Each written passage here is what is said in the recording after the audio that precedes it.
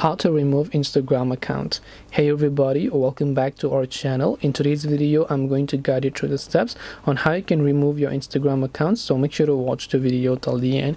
Now by this, what are you talking about? Are you talking about deleting your account and remove it completely from Instagram, or are you talking about just removing the account from the Instagram app so that you can log into other accounts?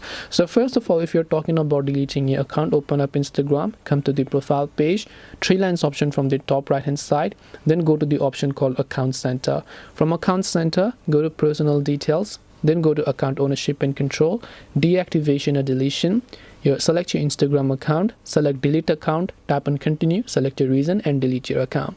Now if you're only talking about removing your account from the login page, because sometimes even if you log out from everywhere, your account will still get saved in the Instagram app. So to remove that, when you're on the login page, you'll find many profiles. Do not select any of those profiles. Instead, tap the gear icon from the top right hand side, select the profile and tap on Remove Profile option to tap on the remove to remove that account. So depending upon these two scenarios, this is how you can remove your Instagram account.